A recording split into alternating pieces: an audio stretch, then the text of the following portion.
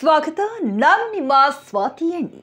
ಜಿಲ್ಲೆಯಲ್ಲಿ ಧಾರಾಕಾರವಾಗಿ ಮಳೆ ಸುರಿಯುತ್ತಿರುವುದರಿಂದ ಉಲ್ಲೇಖ 5ರ ಅನ್ವಯ ದಿನಾಂಕ 25/7/2024 ಮತ್ತು 26/7/2024ರಂದು 2 ದಿನ ಧಾರವಾಡ ಜಿಲ್ಲೆಯಾದ್ಯಂತ ಎಲ್ಲ ಸರ್ಕಾರಿ ಅನುದಾನಿತ ಅನುದಾನ ರಹಿತ ಕಾಲೇಜು, ಪ್ರಾಥಮಿಕ ಪ್ರೌಢಶಾಲೆ ಮತ್ತು ಅಂಗನವಾಡಿಗಳಿಗೆ ನೀಡಿದ ರಜೆಯನ್ನು ದಿನಾಂಕ 27/7/2024ರವರೆಗೆ ಮುಂದುವರಿಸಲು ವಿನಂತಿಸಿರುತ್ತಾರೆ.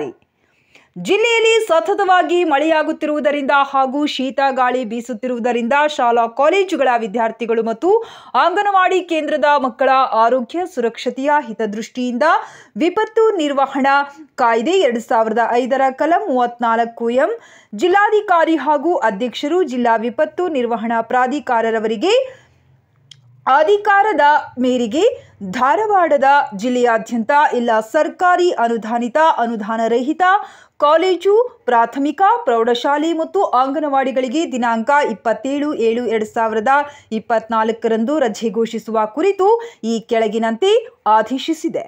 ಆದೇಶ ಪ್ರಸ್ತಾವನೆಯಲ್ಲಿ ವಿವರಿಸಿದಂತೆ ವಿಪತ್ತು ನಿರ್ವಹಣಾ ಕಾಯ್ದೆ 2005ರ ಕಲಂ 34(m) ಅಡಿ ಪ್ರದತ್ತವಾದ ಅಧಿಕಾರದ ಮೇರೆಗೆ ಧಾರವಾಡ ಜಿಲ್ಲೆಯಾದ್ಯಂತ ಎಲ್ಲ ಸರ್ಕಾರಿ ಅನುದಾನಿತ ಅನುದಾನ ರಹಿತ ಕಾಲೇಜು, ಪ್ರಾಥಮಿಕ ಶಾಲೆ, ಪ್ರೌಢಶಾಲೆ ಮತ್ತು ಅಂಗನವಾಡಿಗಳಿಗೆ ದಿನಾಂಕ 27/7/2024ರಂದು ರಜೆ ಘೋಷಿಸಿ ಆದೇಶಿಸಿದೆ.